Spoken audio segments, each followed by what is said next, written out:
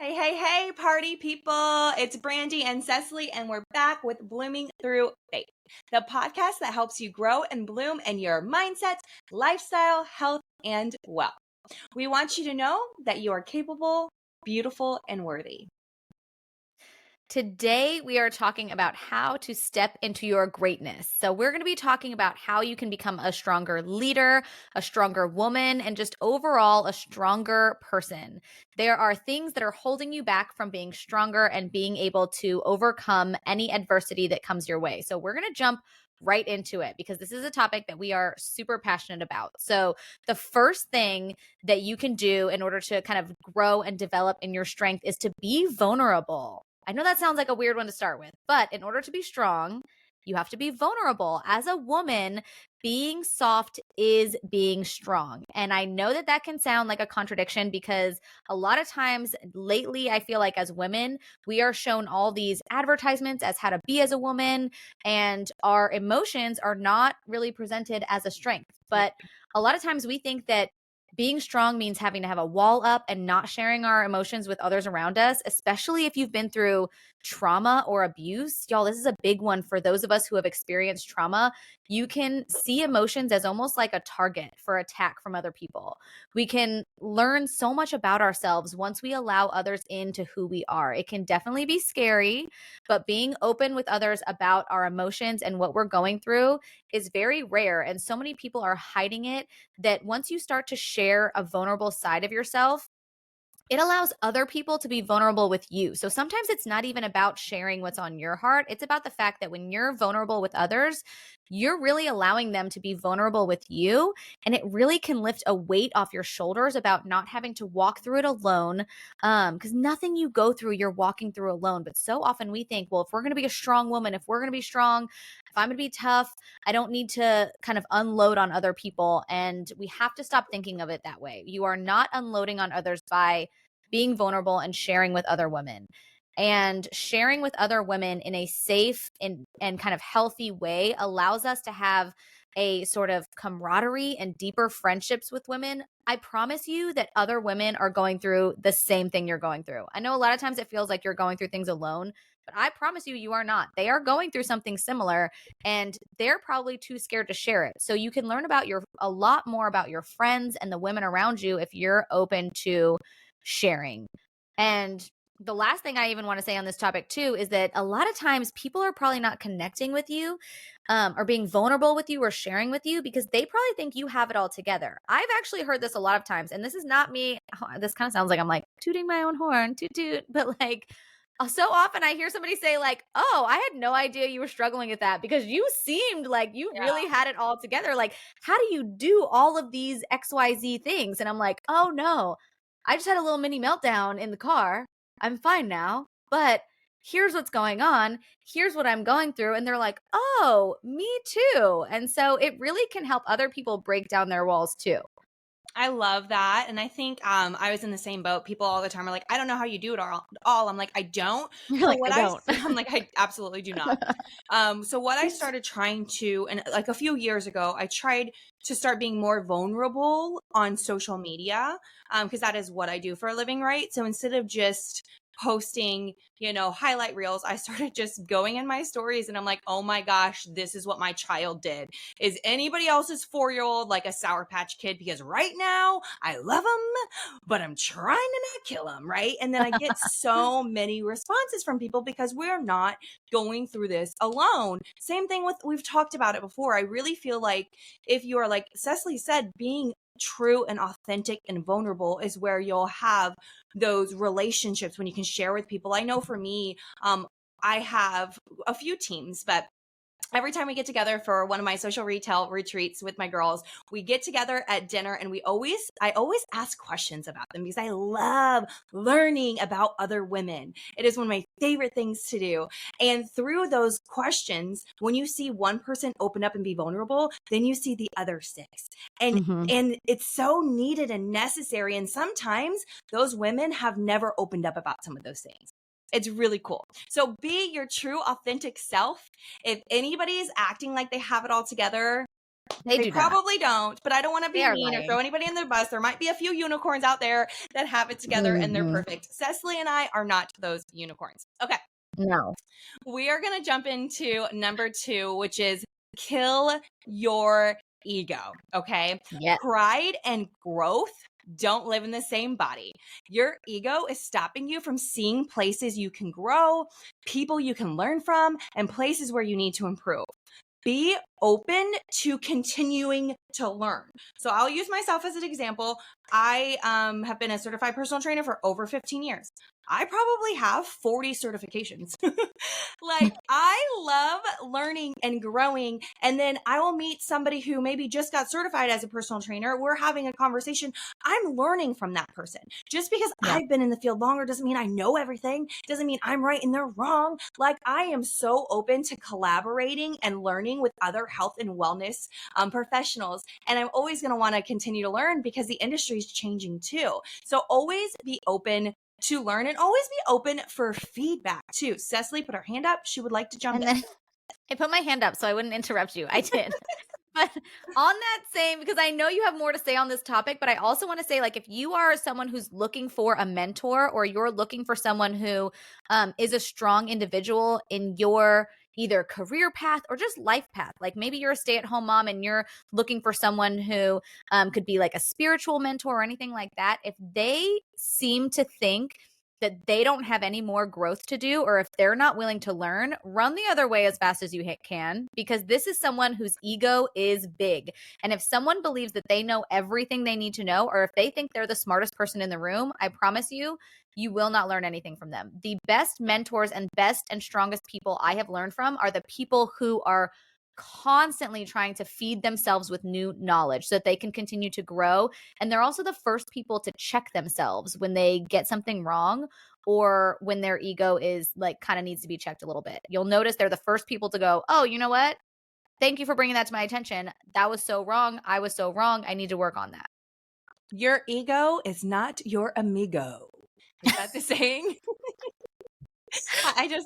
The saying? I think you just made that up. Well, I like it. It's a new Your slogan. ego is not your amigo. Right? Exactly. And also, guys, be open That's true. It's true. Be open to feedback, to learning and growth, right? Just being like having a mentor, like Cecily said, everybody should have a mentor, a few mentors in their life, right? But when your mentor comes to you and gives you feedback, take that. It's not a negative thing. It's a positive thing. If somebody's going to help me in growth, I'm not like, oh, she's messed up. I can't believe she said that. I'm perfect. It's like, oh my gosh, you're right. Absolutely. I could do better. And don't be here. offended by that. Like, don't be stressed out when someone gives you, if you notice that this is something to notice about yourself, if someone gives you feedback and you immediately are like, well, I was having a bad day, or well, I this, that, and this. Like, I catch myself doing that all the time. I'm like, oh, you know what? You're right. Like, I have to check myself and be like, I probably should have done that. Not, oh, well, all these reasons are 100%. And people do that all the time. They justify. Actually, on that, sorry, we're still on the second one, but we got lots to go over. But Mitch, after Cecily and I, after our first few podcast episodes, I asked Mitch for feedback. And he gave me feedback. He was like, well, this, you guys kind of interrupted here, and then this happened, and I heard, and I was like, thank you. Because I wasn't expecting my husband to say that. I was expecting my husband to be like, yeah, no, it was great. You guys did awesome. And then he gave me true feedback, and I was like, babe, thank you so much. Like, it meant the world to me. Okay, moving on. All right. Learn to be, and this is a really good word, unoffendable. Unoffendable. Okay. Being unoffendable doesn't mean ignoring or dismissing valid concerns or criticism. Instead, it's about cultivating inner resilience and choosing not to let every slight disagreement shake you to your core. Okay. It's about making prioritizing and understanding and not overreacting. Okay. Not being quick to judge, just like Cecily was talking about, like when somebody gives you feedback, you're not like, oh, well, I had a bad day or I was tired or whatever. You're like, okay, yeah, I see where you're coming from, right? So when you are unoffendable, such a good word. Unoffendable. Say it again, 5 times fast. We open ourselves up to deeper connections, richer experiences, and more peaceful existence. Okay. So Yes. let's say it one more time. Unoffendable. Unoffendable. All right. Last one on this topic, guys. Be quick to resolve things with other people. Okay. So being quick to solve issues that you have fosters stronger relationships and promotes mutual understanding. Okay. It shows willingness to address issues head on, collaborate on solutions, and move forward with shared sense of a resolution. So something happened in my business, and I went to my leaders and mentors and I said, hey, this happened and this was a really big miss. I was affected by it. One of my top leaders was affected by it. It needs to be communicated better. Here are some solutions going forward. And my mentor said, thank you. Thank you for being solutions oriented, went straight to the top, went straight to HQ. We got it all figured out. But you see how you have built relationships by doing that, by being able to have a positive mindset, communicate about it. Because so many times we jump to conclusions when it comes to business or when it comes to friendships that actually aren't even right. And if you went straight to that person and communicated about it, you guys would be able to figure it out together. Holy macaroonies. Okay. There's a lot of words. There's a lot of words going on. I'm going to stop talking for a little bit. Okay, Cecily, let's go to number 3.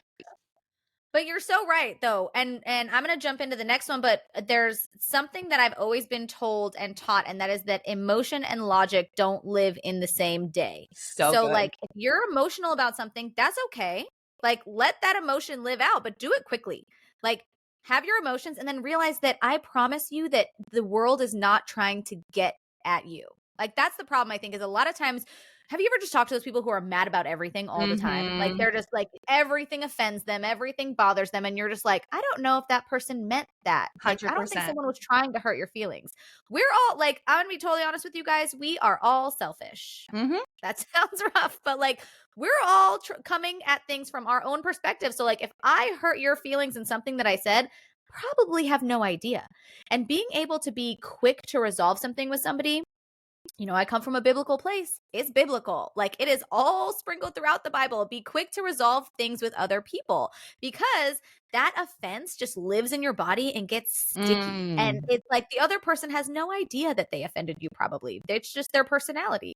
You have to be able to resolve things quickly. So good. Wait, I have another one. So this happened recently, and somebody that I care about sent a text message, and I didn't like the way the text was worded. So I went straight to her. I sent her a voice memo, and I was like, hey, X, Y, and Z, you sounded very passive aggressive in this message towards me, and I feel da-da-da-da-da. Her response was like, oh my gosh, Brandi, I am so sorry. I am not a passive aggressive person. I was doing this. I was trying to get my kids ready. I was running here, and I wanted to get you an answer fast. So what Cecily was saying is, most of the time when we're offended or we're thinking something, that's actually not the case. Yeah. And the more that you do that too, the more that you communicate that with others and you're quick to recognize that in others, you're going to start to notice it more. The reason why this makes you a stronger person is because you're going to start to notice when you're doing it. Even yesterday, last night, my dog had surgery. I was exhausted. I was not in the best mood, y'all. And somebody sent me a message and I read it and I immediately responded. And I looked at it this morning and I actually sent them a voice memo this morning and I was like, you know what? I know y'all probably didn't even take this as rude, but I'm looking at the message I sent you. And if you were bothered by anything I said, like, I'm so sorry. I just want to apologize.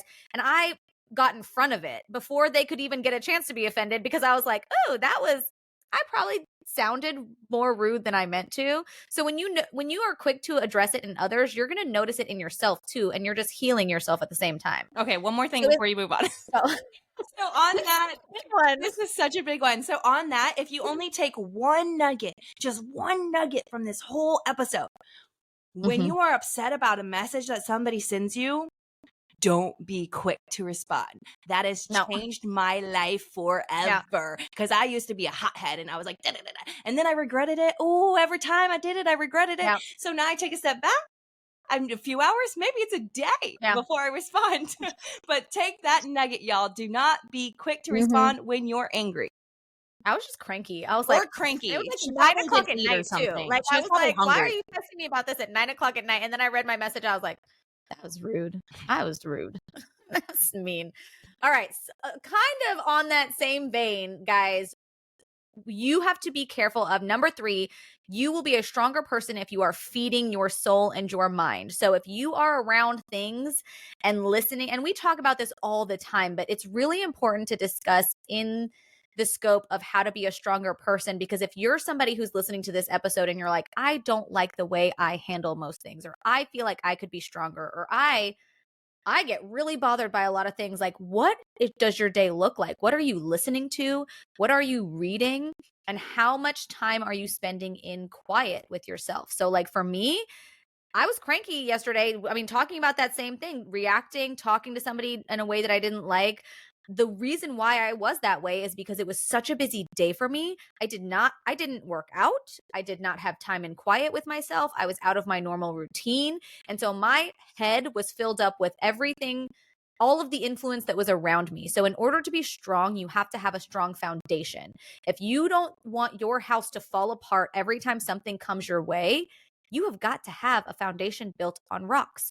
All right. So you have to be Right. spending time in quiet with yourself and leave time for your own self development if you're going to have a thicker skin for the things that happen around you. And if you're listening to this and you're somebody who wants to, if you're listening to this, you're probably somebody who has ambitions, who has goals, who is wanting to accomplish great things. If you want to accomplish great things, you're going to be challenged, like, period. It doesn't matter what you're trying to accomplish. Y'all, I homeschool 3 kids. That is accomplishing great things. Like, I don't have to have $1 million business to do that. Even that in itself is like, Yes. I am going to be challenged, period. And if my brain is filled up with the things around me, even just like trashy TV shows, y'all know I love them. All right. I love my Real Housewives. But if I am watching Real Housewives all day and I have not spent time in my Bible, I have not spent time listening to self development, I have not spent time in quiet, then I'm probably going to be quicker to pop off at somebody. Like, let's just be honest. You have to have time to feed your mind with the right types of influence so you don't crumble when outside influence comes around. That's so good. You have to have a strong foundation. Strong foundation. And let's just take a second and, Cecily and I are going to have another episode about this, but nobody likes a mean girl, right? So when we're talking about Real Housewives and how they pop off at each other and they scream at each other, they ain't real friends. Nobody likes a mean girl, especially It's fun to watch. I don't want to be that way. Yeah, it's fun to watch. You don't want to be involved in it. You don't have any friendships like that, right? But like, we're in our 30s, we're in our 40s, we're in our 50s. Like, what are we talking about? Let's never scream at another woman that way. All right. Moving on, be a servant leader to those around you. All right. So we talked about this in a past episode, but be the one. All right. Be the one in your family that sends that message. Be the friend that checks on the other friend. My mother-in-law was over last night. She's one of my best friends. We were talking about a few things and she's like, yeah, we got together. She has a friend in her group. There's 4 of them. And that one friend is the one who always gets everybody together. She's like, she's the one. And it was so funny. I was like, so there are so many of them that are the one. And my mother-in-law was like, I don't want to be the one. I'm not going to do it. Right.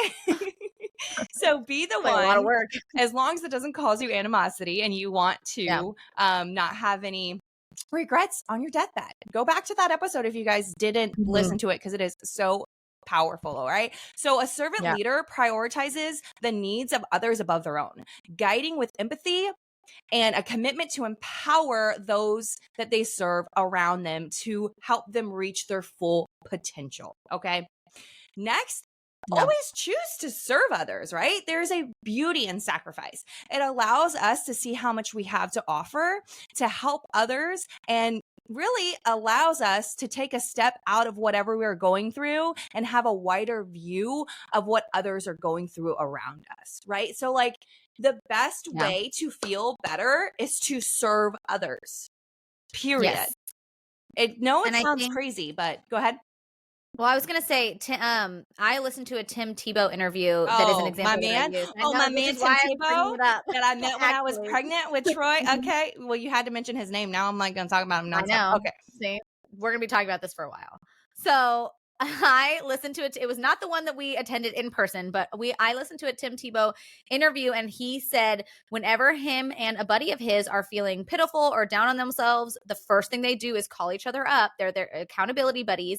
He calls his friend and they go find a place to serve. I promise you will never have a bad day serving others. And if you want to be stronger, You have to be in the service of others all the time, even when it's hard. And I think that I get the opportunity. I feel so blessed as a pastor to get the opportunity to see people serve all the time. But I also have hard conversations with people a lot more than I probably would like about serving, because a lot of times, you talk to people and if they're having a hard week, the first thing they want to do is bail on serving. That's just, I mean, I talk to people daily who are like, hey, I have this, this, and this going on. Can I not serve? Can I not do this? And I will always challenge that thought.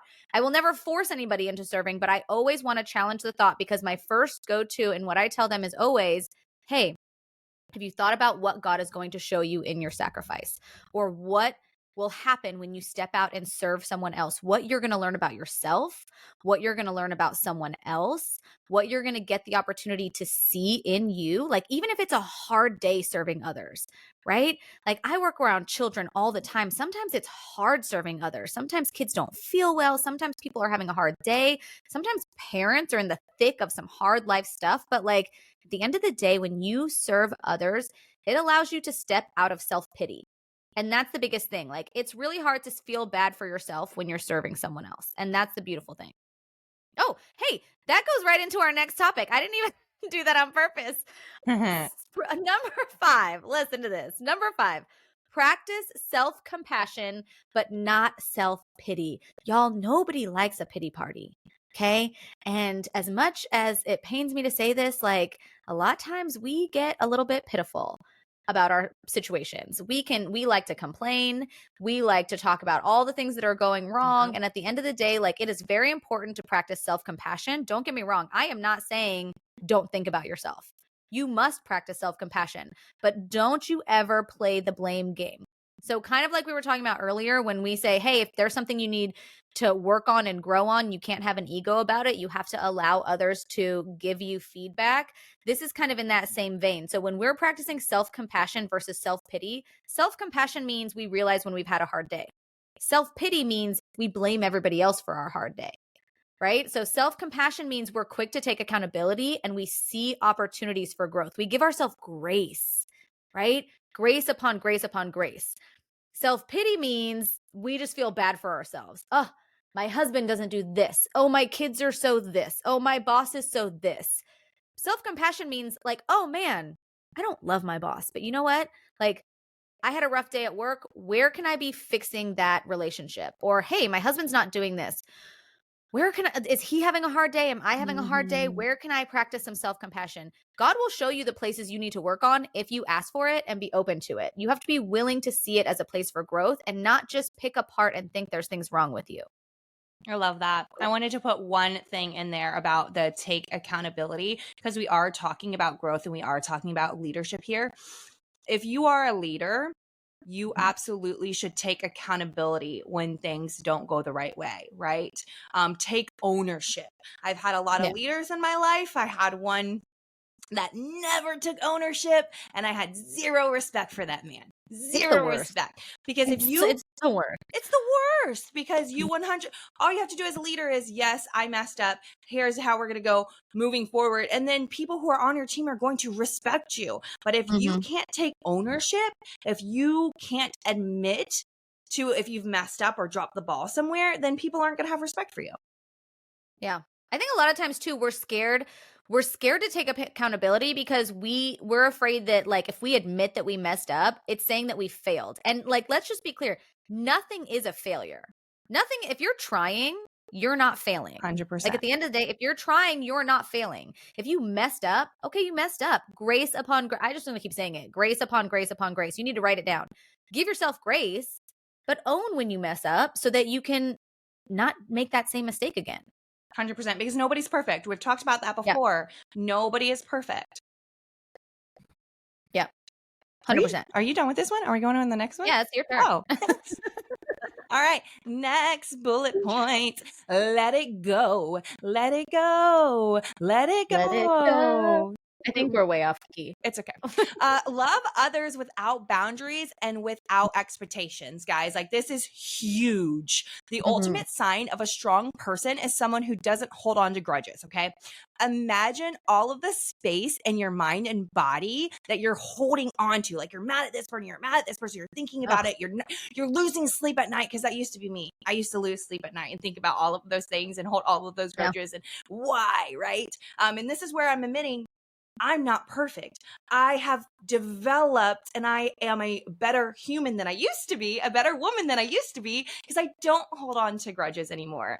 And it's been a game changer for my life, okay? So love people for who they are too. All right. Love people for who they are. You can't change them.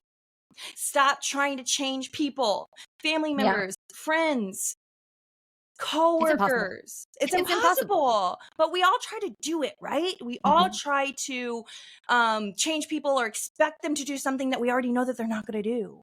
So do not expect those things from people, and you won't be let down. If you're not expecting anything, you're not going to get let down, right? So holding a grudge is like drinking poison and expecting the other person to suffer. You are drinking the poison and you're expecting that person to suffer. That person probably don't even care. That person who hurt you. That's who they are. They're like, I don't care. 100%. They hurt you. They offended you. They talked about you. They did something dirty to your mama. They don't care. They're not losing sleep at night. You are. Let it go. Let it go. Let it go. And that's the thing too. Like, at the end of the day, you get to choose who you want to be around. So instead of spending all this time and energy trying to change people that you really shouldn't be hanging out with anyway, you can just go find someone else. And there is never going to be a human being on this planet that you don't get mad at one point or another. I have seen so many people just throw friendships away, throw relationships away. Just, they're so quick to jump from, like, think about this. If you right now are listening to this and you don't have at least one long time friendship, I'm sorry to say this, my friend, but you have got to look at how you treat your relationships with others. And there is a high probability that you have a hard time letting things go. So instead of letting it go, you just drop those people and you're going to end up alone. Like, because no one's perfect and it's impossible to make everybody happy at all times of the day. You're going to be so much happier when you decide, like, oh, that person said something I didn't like, I could be mad about it. Or like, who really cares? That is so good. That is so powerful, Cesley. That is so powerful. And I think a lot of people too, is they drop friendships or they push people away because they're afraid of getting hurt. So before somebody even makes a mistake, they start to push them away because they're afraid of getting hurt, and then they will be alone. Nobody wants to be alone. You don't have to have 500 friends. You don't have 500 real friends, right? You can, but listen, like, nobody wants to be alone on their deathbed because they were too scared that other people were going to hurt them. People are going to hurt you. But you gotta let it go. It's just gonna happen. You gotta let it go. Let it go. Oh, and another really good thing to just kind of keep in your back pocket is, if it's not going to bother you in, what is the saying, in 5 days, 5 months, or 5 years, let it go. Like, if you're not going to be thinking about it in 5 days, why are you thinking about it now? You're just going to waste your energy, your time, your brain cells. You don't have unlimited brain cells. You can't. It's like, is it going to actually affect your life a year from now? Is it actually going to affect your life 5 years from now? Chances are no. We just want to be mad sometimes. We just like being, because we like being right. So we like being mad about things we feel right about. So y'all, on that same note, like, number 7 is show up when you don't want to. So a lot of times we're having a bad day, we're feeling bad, but if you want to be a stronger person, you have to show up when you don't want to. This kind of goes to in that same vein as serving, as showing up to work, as showing up to your workouts. If we want to talk about personal health, you know, Brandi and I have both been trainers for a long time. We see this all the time when it comes to your physical health. We don't want to show up to a workout because we're tired. We've had a bad day. We can make a million excuses in our head. But when we show up when we don't want to, it trains your brain on how to endure. Endurance is the greatest trait that you could have if you want to be stronger. All right. When you sacrifice on those hard days, it builds up your self-esteem and it builds resilience. Like, you don't want to be a person that just crumbles when adversity happens. So like, if you're a person who, when it's raining outside, you're like, well, I'm canceling all my errands today. Like, That's what I think about, because I think about, like, I don't know, It's probably something you do. metaphorical I feel like rain. you would only It is use that. something I do. When the weather's bad. Listen, I love the sun. Okay. I train outdoors. I love the outdoors. I will be hiking. I will be training. When it's raining, I'm like, hmm, do I really have to do anything today? But I But have to put you on my do. big girl rain boots and go outside and run my errands. Okay. I Cesley do it. probably has matching umbrella, rain jacket, and rain boots. I do. And they're very cute, actually. Okay. They're red. And my daughter has the same ones. Oh, I love it. So they're very cute. And every time there's even the slightest drizzle, she's like, Mommy, I need my rain boots. My Wayne boots, she calls them. Oh my gosh. But y'all, you have to have endurance. Like, that's something I struggle with it. I have to learn to deal with it. Okay. You think that I wanted to wake up and do my life today after being up all night with this dog that had surgery? She drove me crazy all night long. I did not want to do life today. But you have to do things that are hard and unpleasant to cultivate mental toughness. You need mental toughness because it helps you learn how to deal with things with grace and compassion with others too, because you don't get flustered by little things. If every little thing gets you flustered and overwhelmed, you are not a strong person.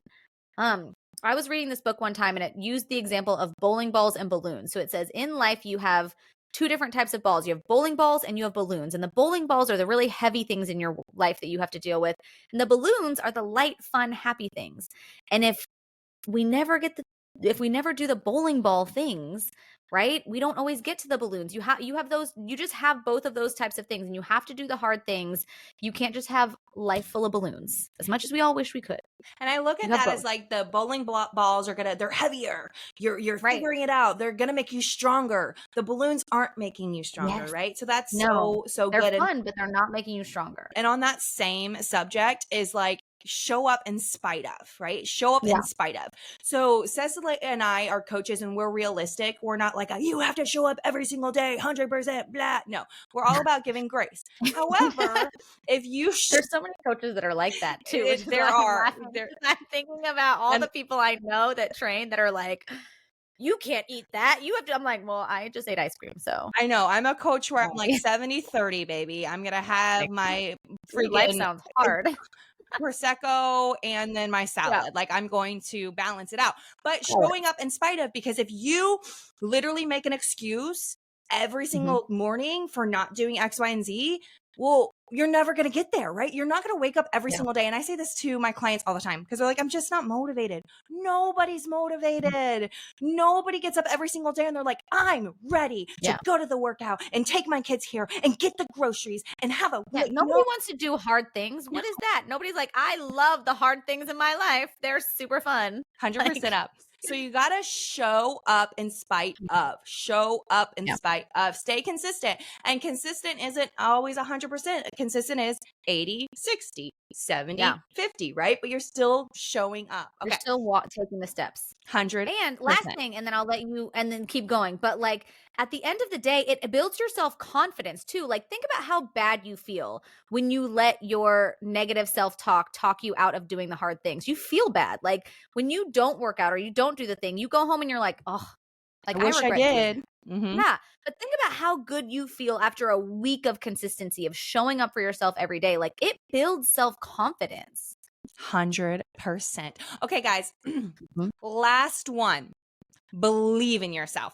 Okay. Believe is one of my core values. Okay. I have it tattooed on me. I truly feel that you're capable of achieving anything in life as long as you believe in yourself and you have a goal and you show up in spite of. Okay. So believing in yourself is not just an option. It's a must for unlocking your full potential. If you doubt your abilities, you limit what you can achieve. Embrace the power of self-belief, for it is the foundation upon which greatness is built, my friends. Your story, your work, and your dreams, they all hold immense value. Trust in yourself, okay? And watch as you defy the odds to create a legacy that's worth celebrating. You are worth celebrating, my friends. Okay, we're about to land this plane. I'm going to give you the recap real quick, all right? The ways to step into your greatness. 1, be vulnerable. 2, kill your ego. Your ego is not your amigo, okay? 3, Feed your soul and your mind. 4, be a servant leader to those around you. 5, practice self-compassion, but not self-pity. 6, let it go. 7, show up when you don't want to, in spite of. And 8, believe in yourself. Yeah. Your story is unique, you guys. It's stitched together from your experiences, good and bad. Your story is meant to impact somebody else, and you should be chasing after what God has prepared and laid out for your life. Stepping into your greatness helps you to not just be more confident in who you are, but it helps you to know that every triumph, every struggle, every love, every failure, every discovery that you've been through is what makes up your story and who you are. It is valuable and it is worth sharing. And remember, you're worthy, you're capable, you're beautiful, and we can't wait to watch you grow, girl.